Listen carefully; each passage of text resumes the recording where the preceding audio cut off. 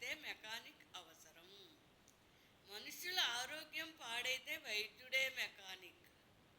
Students తప్పులు రాసినా చేసినా సరిదిద్దడానికి ఓ మెకానిక్ అవసరం. ఇక్కడ టీచర్స్ తల్లిదండ్రులు ఫ్రెండ్స్ అవుతారు సమర్థులైన మెకానిక్స్. గృహాలు పాడైతే కార్పెంటర్స్ తాపీ మేస్త్రీలు మెకానిక్లు బాగు చేస్తారు.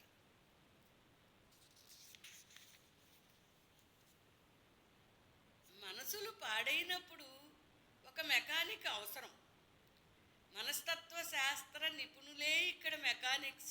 అంటే సైకియాట్రిస్ట్ డాక్టర్లు, మనసు తీవ్ర మానసికత ఎలా బయటపడాలి అని సైకియాట్రిస్ట్ డాక్టర్స్ అవసరం.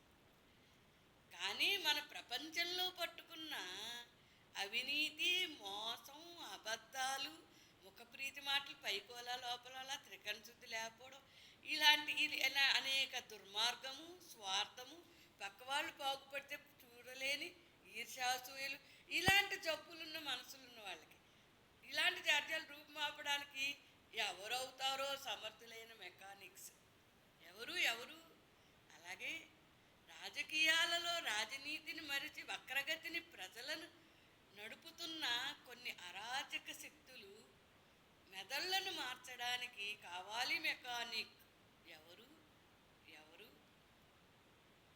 నెక్స్ట్ మెకానిక్ ఎవరంట? ధనార్జన వ్యామోహం, వ్యసనాల బారిన పడుతూ కొందరు జీవితాలను భ్రష్టు పట్టిస్తున్న మరికొందరు దుష్టులను మార్చడానికి లేరుగా మెకానిక్స్.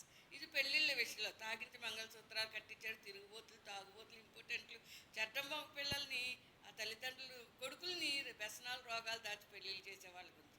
వాళ్ళ మెదళ్ళు బుద్ధులు దరిద్రాలని మార్చగల మెకానిక్ ఎవరు, ఎక్కడున్నారు?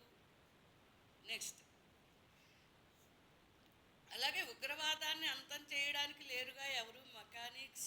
తప్పుడు మార్గానికి వెళ్ళిపోతారు చదువు సంధ్యలు లేక కొంతమంది. కానీ కూలిపోయిన పైకి కనపడని బీటలు వారిన కుటుంబ గౌరవాలు, మాయమైపోతున్న మానవత్వపు జాడలు నిలబెట్టగల మెకానిక్లు ఎక్కడైనా ఉన్నారేమో.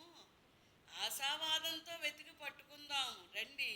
ఎంత అలసిపోయినా సరే ఈ సంకల్ప విజయాన్ని సాధిద్దాం. అందుకే మెకానిక్లు చాలా అవసరం. అడుగడుగున పిరికితనంతో చెడులు జరిగితే ఆత్మహత్యలు చేసుకోకుండా మనసులోని సమర్థతలను బయటికి తీసుకొచ్చే మెకానిక్లు ఉండాలి.